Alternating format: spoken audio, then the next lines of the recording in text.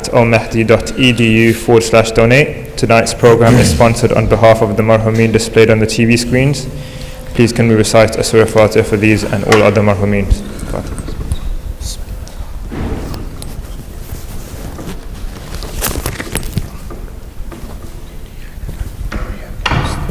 Please can we welcome Shaykh with a loud salawat.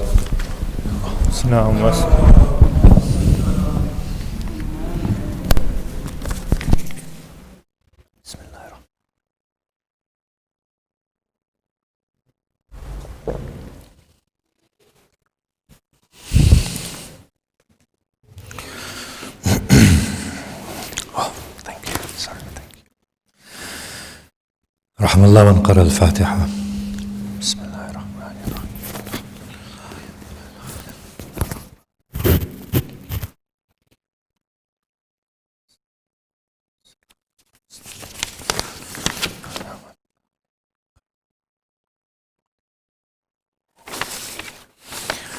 أعوذ بالله من الشيطان الرجيم. بسم الله الرحمن الرحيم. الحمد لله رب العالمين الذي هدانا لهذا وما كنا لنهتدي لولا أن هدانا الله والصلاة والسلام على أشرف الأنبياء والمرسلين شفيع ذنوبنا وطبيب نفوسنا وحبيب قلوبنا أبي القاسم محمد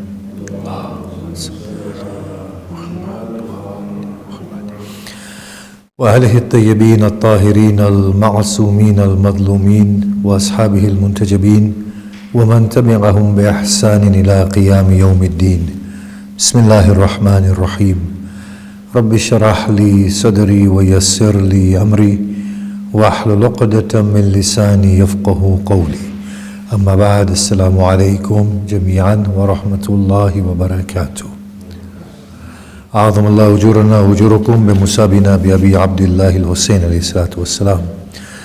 So the verse of the Quran states, الذي خلق الموت والحياة ليبلوكم أيكم أحسن عملا. He has created death and life in order to test you and to see which of you is the best of deeds. Now if we look at this verse, we see that between the parameters of death and life is the full struggle of humankind. We are constantly trying to overcome death and lack. And we are succeeding. We are fulfilling our fullness of the fullness of our human potential by trying to defeat lack, by trying to defeat death. And in that we are displaying the nature of God. In our bodily constitution and the way our minds and brains work, by trying to overcome lack and defeat, we are becoming God-like. In fact, existentially, we cannot do anything but to reflect our God within our nature, whether we like it or not. We are vested with the Spirit of God. The Spirit of God knows no rest. It knows no death. It knows no lack. We feel lack, we feel challenge, we overcome it. We become better than it. This is the dynamism that is within us. There is nothing that is there within the nature of God, but that we have within our nature and we display it. Whether we want to or not, our return is to God. We display Him so phenomenally in every way we are. As Rumi said, and we bring that to mind again, that, oh man, in your denial of God is your acceptance of God. When you flee from God, you arrive at God. In your poses, in your stagnation, in your motion, in your words, it is nothing but a display of your own author. If God is the author of paradise, then that bodily paradise, we ourselves will author it.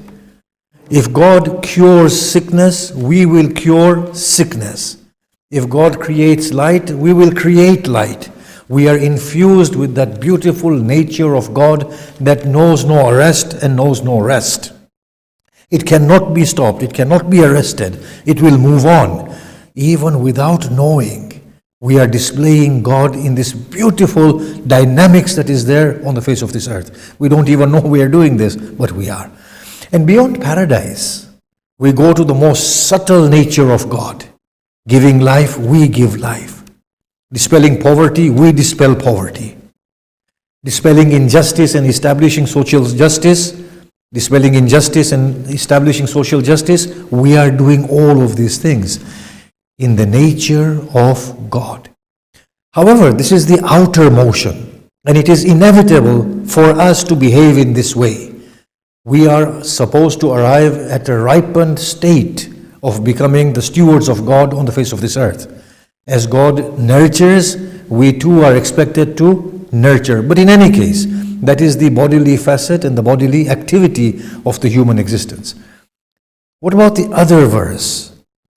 لَنَبْلُوَنَّكُمْ بِشَيْءٍ مِنَ الْخَوْفِ وَالْجُوعِ وَنَقْصٍ مِنَ الْأَمْوَالِ وَالْأَنفُسِ وَالثَّمَرَاتِ. We will indeed test you with a decrease of wealth, with fear, with anxiety, with death, and the cutting short of your produce or your children. Now at that point the verse says, وَبَشِّرِ الصَّابِرِينَ الَّذِينَ إِذَا أَصَابَتْهُمْ مُصِيبَةٌ قَالُوا إِنَّا لِلَّهِ وَإِنَّا إِلَيْهِ رَاجِعُونَ. Give the glad tidings to those people who are persevering. When tribulations befall them, they cry out, indeed we belong to Allah and to Him we return. Now this is the inward motion. When the outer bodily is being snatched away, the inner being reverts to God and hands itself over to God. So there are two types of motion. One is the external motion through the mind, through the body, in which in the denial of God, we come to the fullness of the display of God within our own human existence. We become God-like. We become the we become the agencies of God.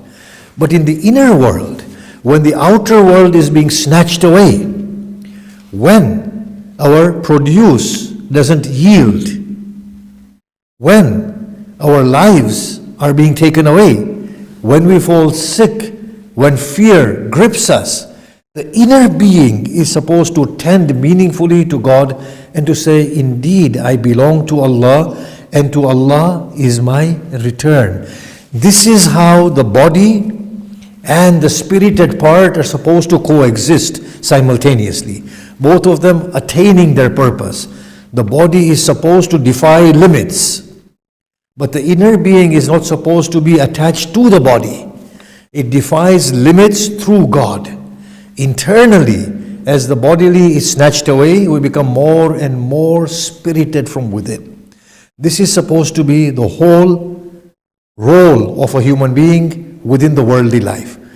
Now Allah subhanahu wa ta'ala says, the Quran says, مَا خَلَقْتُ الْجِنَّ وَالْإِنسَ إِلَّا لِيَعْبُدُونَ. I will ask us all to go and read the full verse. The full verse. The full verse is striking. It says, مَا خَلَقْتُ الْجِنَّ وَالْإِنسَ إِلَّا لِيَعْبُدُونَ. I have not created humans and jinn, or jinn and human beings, save to do ibadah of me, which we want to qualify in a little while. Save to do ibadah of me. But the later part of the verse says, I do not want them to feed me, and I do not want them to sustain me. Allah is the sustainer. What a strange verse. I have not created jinn and man save to serve me. I do not want them to feed me. I do not want them to sustain me. Indeed, Allah is the sustainer. Look at the verse very carefully, reflect upon its content, and at some point we might analyze it. But according to this verse, what it means is that existentially, the human being cannot help but serve God. Even if we did not want to, we are hardwired to serve God. At an existential level, the first part of the lecture where we explained that we cannot help but display God through our own humanness. God creates, we create. God makes paradise, we make paradise. God gives life, we give life. God dispels sickness, we dispel sickness. God feeds the hungry, we feed the hungry. Can you not see that? We are hardwired to be like God. And how can it be otherwise? He is our author. We can't help but display our author in our own constitution.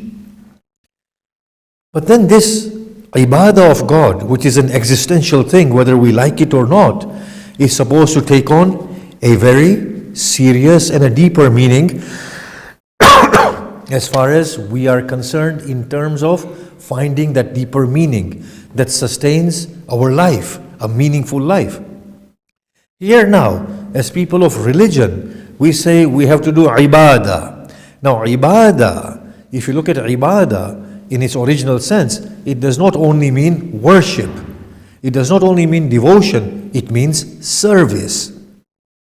And that is why the human slaves are known as abd and abid.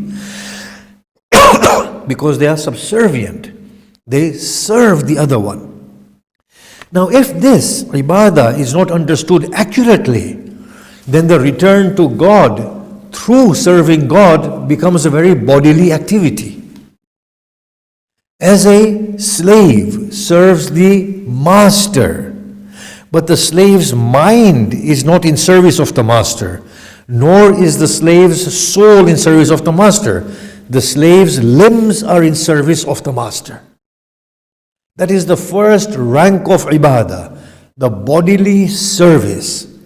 It would be very unfortunate if the community of faithful do not ascend beyond the service of the body. So praying namaz, fasting, performance of hajj, giving of zakat and khums, if it is interpreted as we are doing at present by and large, at the level of the body, then that defeats the purpose altogether, because what is yearning God is the light of God. It is not the body. The body is to fade away. But if our worship of God or our service of God is the bodily service, then it is no wonder that we spend 70 years worshiping God, and after 70 years we are still frightened people. It doesn't make sense, does it? That after 70 years of worship, I'm still afraid of death. That I'm still afraid of my sustenance for tomorrow. That I'm still afraid of illness and sickness. If the inner being has connected with God and has truly understood that I am from Allah and I am returning to Allah as the body and the body leaves me, I am on my onward journey to God. If that is understood, then we would not be afraid anymore, would we? If indeed we claim that Allah is our origin, our end, and He is the only one with whom we will find any rest, then why fear? Why anxiety? Why aspirations? You look at the human community. You can forgive the human community for being frightened individuals, for being disappointed, for being hopeless. But when we look at the community of the believers, to whom the Prophet has come, and to whom the Quran has come, and who have become acquainted with Allah subhanahu wa ta'ala, and for them to be so frightened at a ripe old age doesn't make sense. How can a believer be concerned with worldly wealth when they've tried to attain it, and if God has not destined it for them, why should they be preoccupied with it? Think about this very, very carefully. Who gives us air? Allah. Who gives us light? Allah. Who gives us water? Allah. Will our billions and trillions be able to create oxygen within the atmosphere? Will they be able to create a sun in the center of the solar system? Will they be able to send down merciful showers from the heavens? Look at how we are thinking. This service of God is a bodily service because we've interpreted God in an entirely bodily fashion. We are worshipping a bodily God. A bodily paradise is what we yearn. A bodily chastisement is what we fear. The real fear is the rejection of God. The real paradise is being united with the beloved. The bodily worship is therefore not yielding accurately in us finding our God. No wonder the Muslim is discriminatory. That the non-Muslim, the people who we consider as people worshipping idols, are going to go to hell.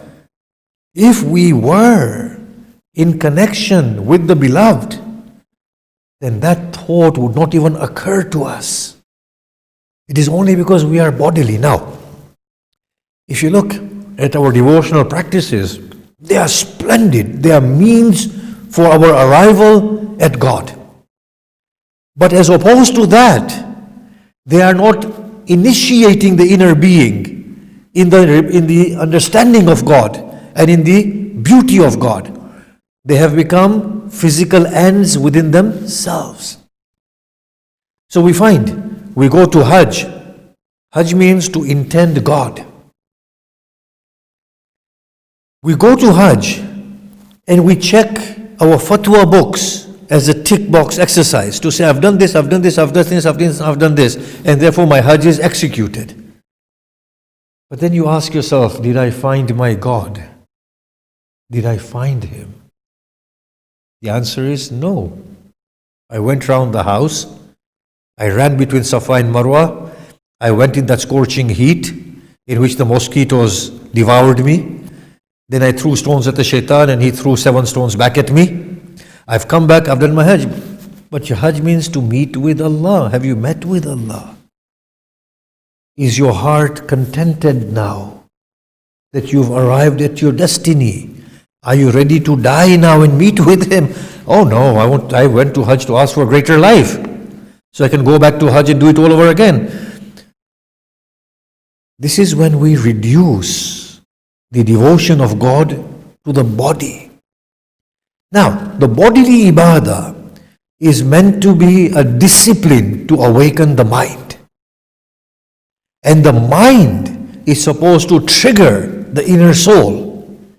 So what happens with the bodily ibadah is that the mind is forced to become attentive. When we talk about this riyadha, when the Arafa and the Sufi masters talk about disciplining the self, they say it's like tying the legs of an animal so that the animal becomes obedient and subservient and knows how to walk. This is what riyadha means, to train somebody. The body is trained in order to awaken the mind. So the first thing we need to do when we come to the level of inner devotion is to awaken to the one we are devoting ourselves to. Who are we devoting ourselves to? That's the first thing we need to awaken to. Who are we serving? And then when we say, okay, He is Allah, He is the one we are serving, then we will say, is He a master like any other master on the face of this earth? The answer is no. He is not. So does He need our physical prostrations and bowing and zakat and ruku and all of that? The answer is absolutely not. Even if the 8 billion people were to stop doing sajda to Him, it wouldn't make any difference to Him. And even if the 8 billion were to do sajdas, multiply infinitely, wouldn't make any difference to Him. Whether we like it or not, we are subservient to Him anyway. Whether we give a penny in His way or we don't, He's still going to feed everybody.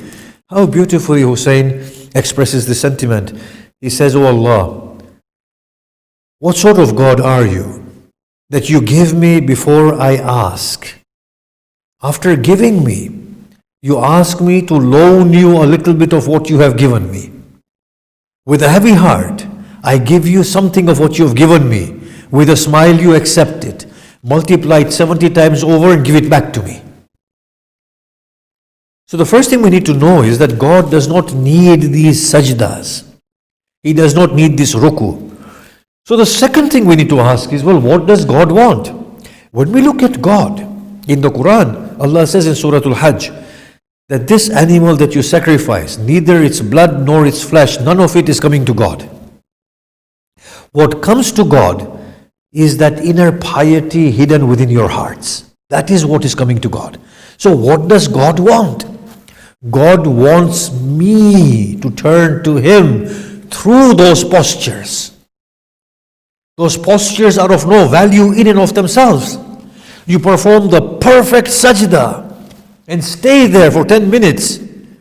But if the mind is not awakened to God, the one to whom we are devoting ourselves, that posture is just a posture. How wonderfully has Imam Ali stated this. that there are so many people who stand tirelessly at night in the devotion of God, and the only thing they gain are swollen feet. And how many people spend daytimes in fasts of God, and the only thing they gain are empty stomachs. And people who recite Quran frequently, and the only thing they get is Quran cursing at them. This is when the object of devotion is not within the devotion. In order for the light of God to rejoin with God and the light of all light, it has to awaken to God. So the first thing we need to do is, in devotion, to awaken to God and to ask ourselves, well, what is it that God wants through this prayer? He does not want the sajda, He does not want the ruku. What He wants is me, nobody else. He wants me to become attentive to Him. The Blessed Prophet said, when you pray, do so by knowing that Allah is watching you. And even if you can't understand that Allah is watching you, imagine that He is watching you, so that you become attentive to God. The inner being awakens. Because the whole point is for us to give ourselves away to God and to become detached from the body and the bodily. Now the interesting bit is that the namaz used to be 2 rakats, not 4 rakats. The Prophet added the other 2 rakats. And that is one of the reasons why when we travel, the 2 rakats that the Prophet added drop. And we are left with the 2 rakat minimum requirement that God wants initially. The question is asked then from one of the Imams, that why is this addition? The response comes that just in case you are not attentive in the first 2 rakat and you become a little bit attentive in the second 2 rakat, then that prayer is accepted. So the acceptance of the prayer is with our state of attentiveness with God. How awakened are we with God? And that's why we have this prelude of doing wudu, wearing nice clothes, perfuming ourselves, nice place. None of this are of any importance in and of themselves. These are preparatory stages in order to awaken the mind to the beloved, so that the beloved comes to the forefront of our minds and we begin to devote ourselves through the body to the one that is an object of our yearning. So the first thing in devotion is to know the one we are devoting ourselves to. If we were to know Allah, we say, Allah, you are the possessor of one and all. You are the most forgiving. You are the creator of paradise. So here then is initiated a primary relationship with God, that, oh Allah, I want to be freed from hell, and hence I worship you. I want to enter into your paradise, and hence I worship you. I want cureness for my sickness, cure for my sickness, and hence I worship you. I want your bounties and your wealth, and hence I worship you. These therefore become the intentions where the mind and the heart has awoken to God. Once we awaken in this fashion, then we go deeper in forging this relationship with the beloved. But Allah, if you are indeed Allah, then you can forgive in any case, can't you? Why should I worship you through the fear of hell? I worship a God that is beyond vengeance and wrath. I worship you as you. Oh Allah, why have you created the paradise anyway? Would a parent want to withhold whatever they have from their children? Of course not. The parents take joy in giving whatever they have to their children. You by priority are parent of all parents. You will give me paradise even if I'm not worthy of it. Oh Allah, why should I worship you for the sake of paradise anyway? This is where that relationship of the individual begins to deepen with the object of devotion. We are still awakening to God. Then we worship God due to our anxieties and our fears and whatever else we have. The relationship with the one devoted to deepens even further. But oh Allah, when you are my God, why should I fear other than you? Rather than me telling you, oh Allah, dispel the threat of my enemy. Oh Allah, you are with me. Who cares whether my enemy comes and kills me or not when you are with me? If you have decided this for me, then indeed it is better for me. Now devotion starts becoming selfless. From a bodily devotion to the psychological devotion of selfish wants. From a psychological devotion of selfish wants becomes selfless devotion. It is deepening as we begin to know the one devoted to. Oh Lord, I'm with you. You are the greatest pride I have. Oh Allah, even if the whole world spits on my face, what difference does it make to me when you are with me? Oh Lord, you are the one who is to be known. I do not even want my name to be known anymore. The oblivion of not being known is far more desirable for me so that your name may be known. This is then the deepening of the relationship of the one we are devoting ourselves to. It is still at the level of the mind, but it is deepening at every state.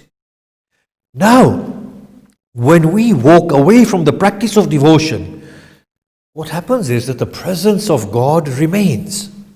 When the presence of God remains, our wakeful life, sleeping life, life outside the mosque becomes a life with God. The biggest failure has been so far is that we find God inside the Kaaba. And He says, east and west, wherever you turn, I will be there. We run to the mosque to find God. He is saying, you only had to turn inward. I was always with you. How can I be confined to four walls? Even if it is the Kaaba, how can I be confined there? Think. Once we awaken with God. Then we walk with God. And we breathe with God. And we see with God. And God's presence becomes permanent. And then at that point, in that process of devotion to God, the words are monitored. The actions are monitored. The bodily becomes regulated. Once the bodily becomes regulated, where we earn, how we earn, what we say, if we lie, to withhold that lie. You know how as businessmen we do need to somehow embellish the truth when we are selling our product. You go often to the marketplace and you say, okay, cut the prices. By God, I've bought it for this price and I'm only making 10 pence on it. Of course, it's a lie. We all know it. At that point, they will say, well, no, my God is with me. I can't lie. And whatever He has destined for me will come to me anyway. Imagine how beautiful the Islamic law system is if only we understood it. The Blessed Prophet said, when you take the price, take a little bit less. When you give the commodity, give a little bit more. Why? Because you're doing it for the sake of God. You are investing with God. And He will give you much, much more from where you don't even realize. But that should not be your motivation. Your motivation should be God Himself. So we begin to talk through God, walk through God, see through God. What happens there is that it begins to regulate our inner being. My anger, my rage, my pride. What will others think of me? What will others think of me? Have I ever seen myself on the stretcher when I have died? What others think of me? They will feel so sorry for me that this poor wretched soul has died with all his sins and is taking them back. That's what others will think of me. And then see how much the others matter when I'm late to rest after a day or two. See how much they think of me. The appreciation of others is this. When a person awakens with God, the bodily fades away. It becomes God Himself. This is my wealth. People respect you for your wealth. They do not respect you. It is the money they respect. You don't mean anything. If this wealth were to change hands tomorrow, they will respect the new one. This is what your reality is. The eyes open up. The heart opens up. They respect you because of your position. You are a president today. Tomorrow you will be a nothing. And when you become ripe, old, and you begin to become senile, they'll laugh at you. Today they are in awe of you because of your arbitrary position. Tomorrow they'll be laughing at you and mocking at you and joking at you. Whatever they can't say today about you, tomorrow they will not withhold those words and they will direct them at you. This is what you are. The bodily is this. When we awaken with God, then the relationship with devotion of God, as God penetrates within the realms of the soul, becomes even finer and deeper. It even arrests the thoughts that if I am devoted to God, then this attention, what God wants is me. He does not want my body, He wants me. I cannot think beyond God. Unworthy thoughts cannot be thought of. Finally, we begin to sever our ties with the body and with the bodily. As we begin to sever our ties with the body and the bodily, we begin to emerge in the light of Allah. How beautifully Allah subhanahu wa ta'ala talks about the wonderful prophets. وَجَعَلْنَاهُمْ أَئِمَّةً يَهْدُونَ بِأَمْرِنَا وَوَحَيْنَا إِلَيْهِمْ فِعْلَ الْخَيْرَاتِ وَإِقَامِ الصَّلَاةِ وَإِيتَاءِ الزَّكَاةِ وَكَانُوا لَنَا عَابِدِينَ. And we made them the leaders who direct through our command and through our inspiration. And we inspire them the performance of righteous deeds, the establishments of prayer, and the giving of purity. And they were devoted to us. This khairat are the internal workings. The internal workings, they're all directed to God. Beautiful intentions, not going away from God. And then, once we immerse ourselves in these devotions, and the mind awakens to God, then we come to another rank. That when Allah subhanahu wa ta'ala penetrates within our souls, we helplessly begin to yearn God. Why? Because before that point there is no rest, there is no peace, since the inner being has not properly awoken. Think about this carefully, what I'm going to say. Nobody can punish me more than I can punish myself. Because nobody knows what causes me the greatest fear. Only I know. Hell is for me to display my hellishness. I am the punishment. Even if there is a common place like hell, the punishment, its reception is contingent to the individual. Nobody knows how I experience greatest pleasure but me myself. Even if we are all in the garden of paradise, the way we interact with that paradise is individualistic. Nobody can give me pleasure than more than I know myself. In that way, we are the paradise and we are the hell. Nobody can give us anything beyond what we can give to us.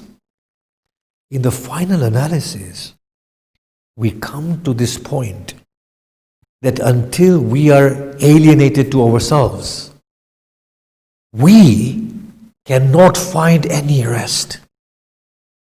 Now we draw our attention back to Ibrahim. Ibrahim arrives at the stage of an Imam, Nabi, Rasul, but he finds no rest. Because he has always been in search and in devotion of a God that is beyond him. It is only when he finally realizes that what he is searching for outside himself awaits reception from within himself. The final frontier is not to deny the bodily or the psychological being or the thoughts or the intentions. The final frontier is to deny the seeker himself. The one being sought for. So long as he is the other and being sought for and sought after, this is the point of alienation. And the motion does not come to a halt. Now we bring to mind yesterday's example again. لَهُمْ مَا يَشَاءُونَ فِيهَا وَلَدَيْنَا مَزِيدٌ. For them is whatever they want therein, i.e. paradise, and we have more to offer. The Prophet was asked, what is this more that God talks about?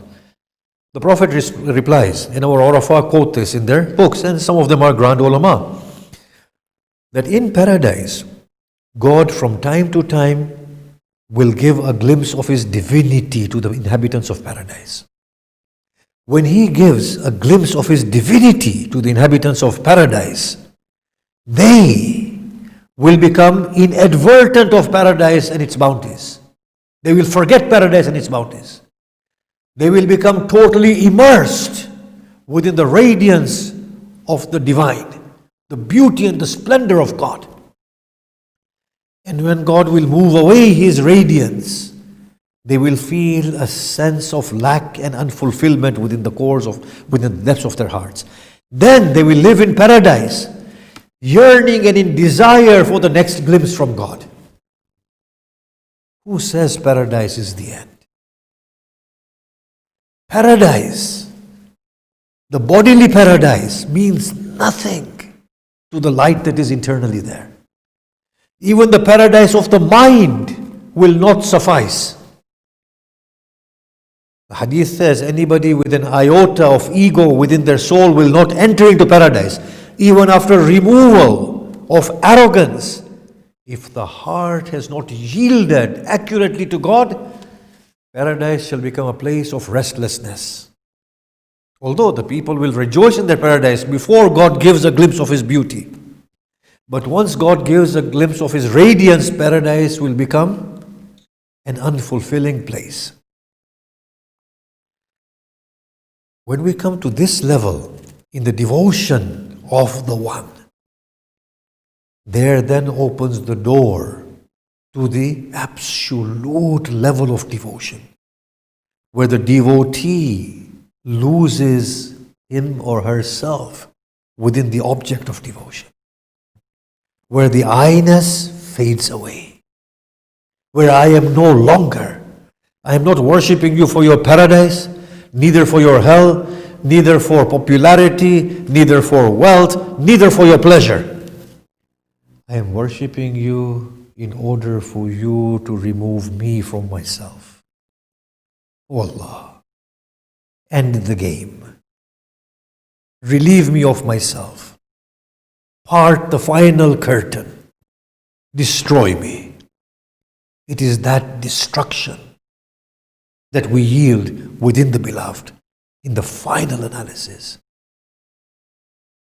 How beautiful are the souls that have been destroyed in Allah subhanahu wa ta'ala. How wonderful is Hussein. When he sees 30,000 swords, he cries out, O swords, await not, devour me. How beautifully he says in his whispered prayer, O God, even if these swords were to shred me into pieces, every drop of my blood that falls from my body will only yearn you.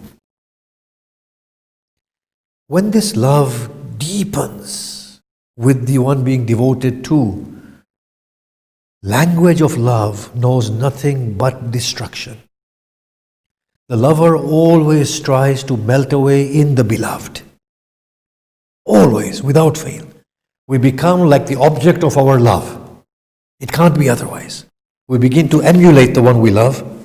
We begin to look like them. We begin to speak like them. We begin to think like them. It is for this reason that the lovers of Hussein should be at the helm of humanity, because their master was at the helm of humanity. If anybody is a lover of Hussein and can hate anybody else, they should know that something has gone wrong in their love of Hussein. When we come to the language of love with the beloved, and then there is devotion, at that point there, the biggest problem and the hurdle is I. O Lord, remove me from myself and allow yourself to prevail. Imam Ali said, Hubbullah ma marra ala shay illa ihtaraq. The love of Allah does not pass upon anything, but that it is burned to ashes. Such are the final levels of love when we begin to love God. So the devotion comes to a level where the beloved emerges from the depths of our souls and we fade away. Now we will quote these ahadith afterwards, in which God says, come near to me through my devotion to the extent that you become the eyes through which I see. You become the tongue through which I speak. You become the ears through which I hear. Come closer still, so that I become the eyes through which you see. I become the ears through which you hear, and I become the tongue through which you speak. Devotion, the fundamental goal of devotion, is to rid us of ourselves. Ridding us of ourselves means to rid ourselves of the bodily, to rid ourselves of this I-ness, to let it melt away in Allah, where then the light can prevail at the fullest extent. We come to the mention of the lover of Imam Hussein, Habib ibn Madahir. I have heard this from the Iranian scholars, that the Prophet was observing Imam Hussein playing with a group of children. And he looked and he said, bring that child to me. They brought the child. The Prophet began to shower affection upon the child and began to kiss the child. And he smiled. They said, Ya Rasulullah, why such show of affection for this one? He said, I used to see that he was walking with my Hussein in a way that he would not let my Hussein fall. He was guarding Hussein. He became his closest friend, Habib ibn Madahir. Imam Hussein, with his small band of people, are in Karbala. The army of Yazid is increasing. Lady Zainab finds no rest. She comes to her brother and she says, oh brother, do you not have anyone you can call upon to come for your aid, to your aid and for your assistance? He says to his sister, but who do I have in this wilderness? She said, you have your beloved companion Habib ibn Madahir. Imam Hussein writes a letter from Hussein ibn Ali to Habib ibn Madahir. Oh Habib, you know me well. As you get my letter, know that I am entrapped. Do not value your life over my life and hasten to my assistance. The letter is dispatched. There is a knock on the door of Habib in the depths of the night. Habib comes to his door and he says, who be at my door at this time? The response comes, the messenger of Hussein. He eagerly opens the door. As the letter of Hussein is handed, he puts it to his chest and he kisses it. He reads the content of the letter, then comes back. His wife asks, Habib, who was that? It was the messenger of Hussein. What does he ask? He asks for my assistance. And what have you said? What do you decide? So Habib looks at her in order to test her, and he says to her, but you are old and alone, who will look after you? She says, Habib, sorrow be your lot. Shall Hussein be killed and you be spared? Shall Hussein's women be taken as captive and your wife enjoy your protection? Go, Habib, await not. Habib sends his servant ahead of him to wait at the borders of Kufa. As Habib secretly tries to exit Kufa, he meets with Muslim ibn Awsaja. Muslim has bought some henna to dye his beard with. He asks Habib, why do you leave Kufa in the depth of the night? He said, Hussein is trapped in Karbala and he seeks our help. And he throws the color and he says, Muslim throws the color and says, by God, I will have this white beard colored with my blood in the love of Hussein. As Habib comes to the borders of Kufa, his servant talks to the horse and the steed. He says, O steed, worry not. If your master does not appear, I will ride you and we will go to Karbala in the assistance of Hussein. Habib looks at his servant and says, I free you in the way of Allah. He said, Habib, if you free me, then allow me to accompany you to Karbala.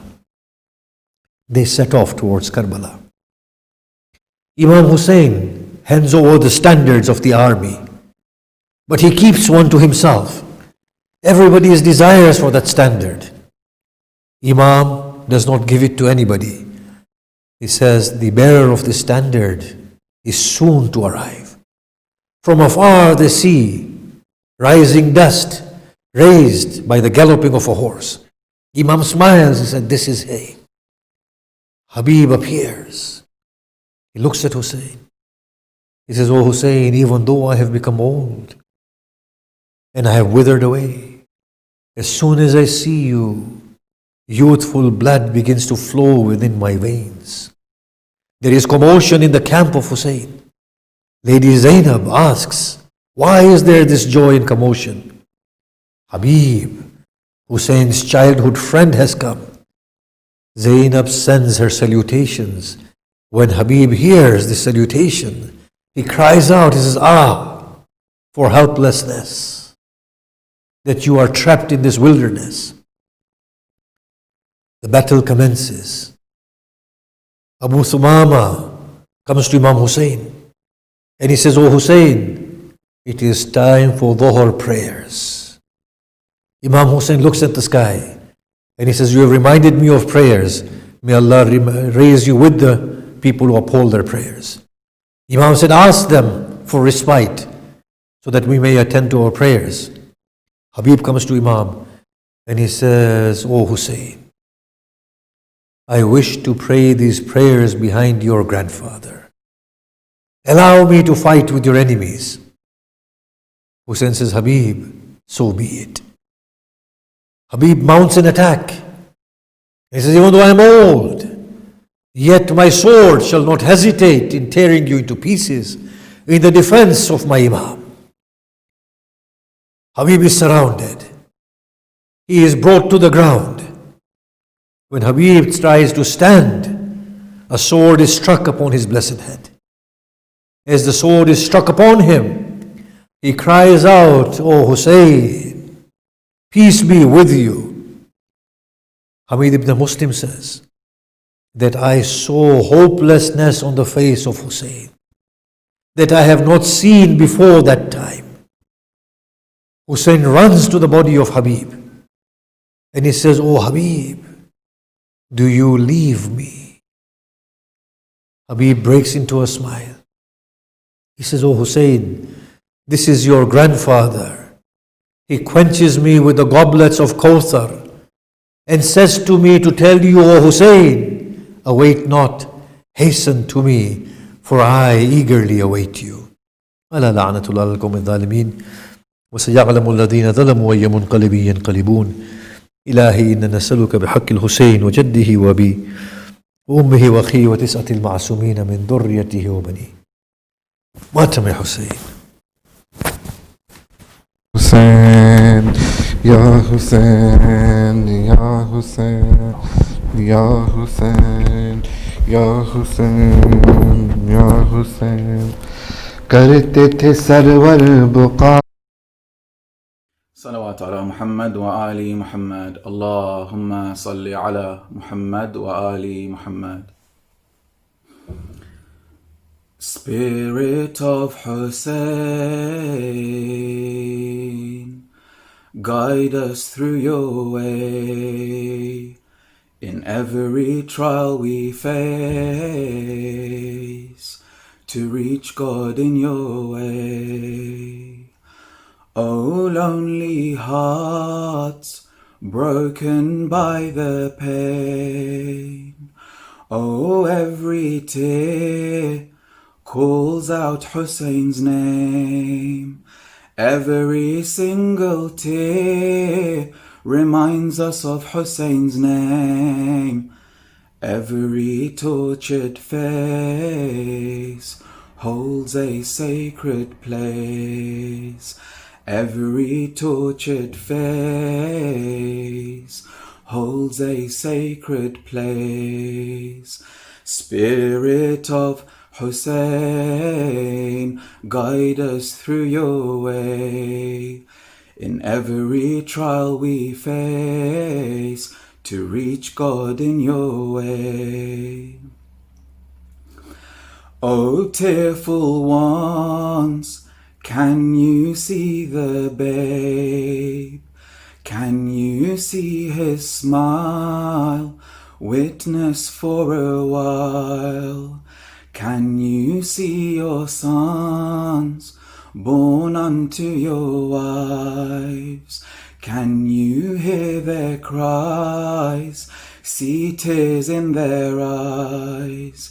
Can you imagine then never seeing them again? This was our Hussein, Ali Asghar was his pain. This was our Hussein, Ali Asghar was his pain. Spirit of Hussein, guide us through your way. In every trial we face, to reach God in your way. Oh, our sweet Abbas, where are your sacred hands? Where are your shining arms, plundered upon the sands? Where is your valiant heart? Where is your sword so sharp? To quench the thirst of the pure, courageous you surely were. To quench the thirst of the pure, courageous you surely were. Spirit of Hussein, guide us through your way. In every trial we face, to reach God in your way. O daughter of Haydar, your sweetheart bears the scars. O beloved of Batul, you felt their hate so cruel. O sisters in Islam, imagine yourselves in Sham. Imagine the pain and hurt displayed for the cursed hurt. From the gaze of man your God, though the way is always hard. You're the heirs of sweet Zainab, to safeguard our hijab. We're the heirs of sweet Zainab, to safeguard our hijab. Spirit of Hussein, guide us through your way. In every trial we face, to reach God in your way. Salawat ala Muhammad wa ali Muhammad. Allahumma salli ala Muhammad wa ali Muhammad.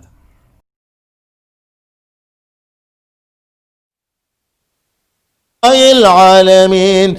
السلام عليك يا خديجة الكبرى أم المؤمنين. السلام عليك يا أم البنين. السلام على الحسن والحسين سيدي شباب أهل الجنة. السلام عليك يا أبا عبد الله وعلى الأرواح التي حلت بفنائك. عليك مني سلام الله أبدا ما بقيت وبقي الليل والنهار، ولا جعله الله آخر العهد مني لزيارتكم. السلام على الحسين وعلى علي بن الحسين وعلى أولاد الحسين وعلى أصحاب الحسين وعلى أخيك أبا الفضل العباس وأختك زينب الحوراء أم المصائب وأم كلثوم وبنتك سكينة ورحمة الله وبركاته. السلام عليك يا زين العابدين سيد الساجدين.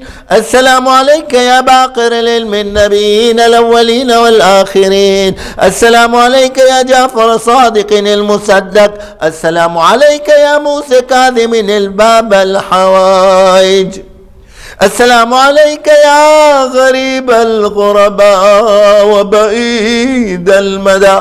السلام عليك يا معين الضعفاء والفقراء. السلام عليك يا شمس الشموس وأنيس النفوس المدفون بأرض توس. أيها الرضا الراضي بالكدر والقضاء مولانا علي بن موسى الرضا كن شفيعنا وشفيع والدينا في يوم الجزاء. السلام عليك وعلى أختك المعصومة ورحمة الله وبركاته. السلام عليك يا محمد التقي الجواد. السلام عليك يا علي النكي الحادي. السلام عليك يا حسن العسكري الذكي. السلام عليك يا صاحب الزمان. الأمان الأمان الأمان من فتنة الزمان. السلام عليك يا شريك القرآن. السلام عليك يا كعبة الإيمان. السلام عليك يا إمامنا وإمام الإنس والجن. عجل الله تعالى فرجك وسهل الله مخرجك ورزقنا الله في الدنيا زيارتك وفي الآخرة شفاعتك. السلام عليكم يا أهل بيت النبوة وموضع الرسالة ومختلف الملائكة جميعا ورحمة الله وبركاته. اللهم صل على محمد. We will be starting the Q&A very shortly, straight away, apologies. Just a reminder to please send any questions to shaykharif.com/live. Please can we welcome Shaykh with the salawat.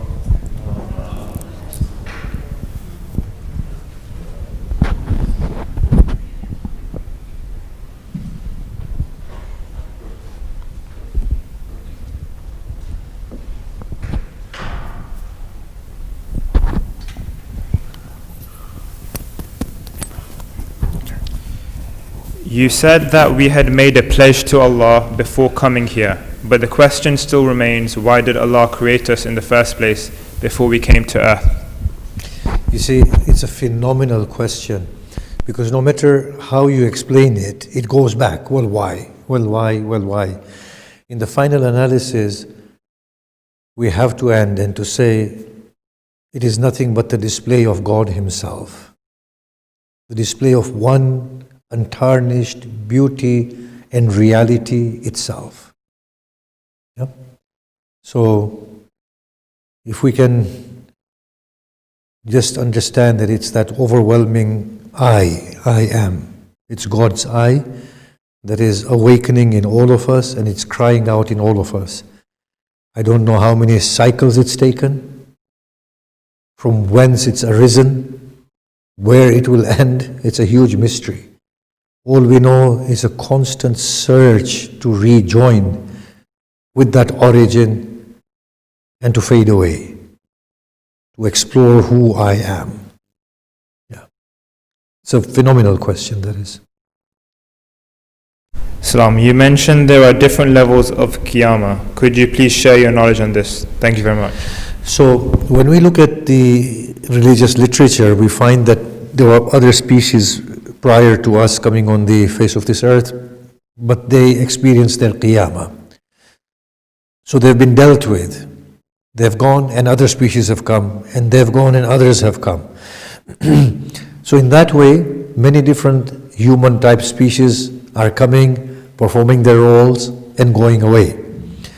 On the other hand, you have the description of qiyamah within the Quran that talks about the mountains crumbling, where the biharu fujirat, when the seas will explode, and إذا والشمس وجمعت الشمس والقمر, another that description of Qiyamah, when the when the sun and the moon will become joined, where the نجوم طمست, and when the stars will disappear, or مواقع النجوم, and وقعت الواقعة, and قارعة.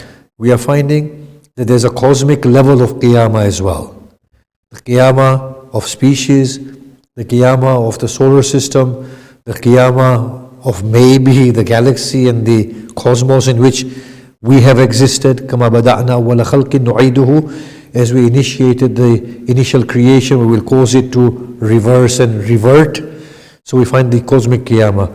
And then we find a beautiful expression of Qiyamah within Nahjul Balagha, in which he talks about nothing remaining, absolutely nothing remaining, and the cry from the divine, لِمَنِ الْمُلْكَ الْيَوْمِ, whose is the kingdom on this day?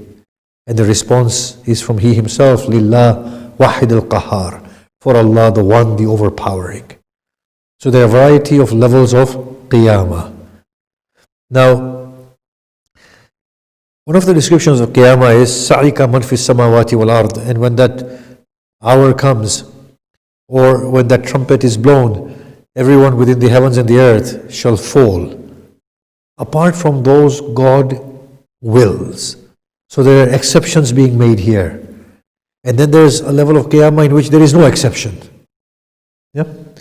In which, of course, in the hadith descriptions we have that the Hamilin of Arsh will also fade away, the Malakul Maut will also die, everybody will just be wiped out.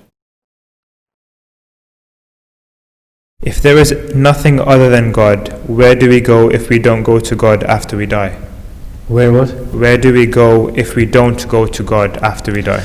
See, our return is nowhere but to God. So long as we have not faded away in God, obviously we are still in the process of fading away in God.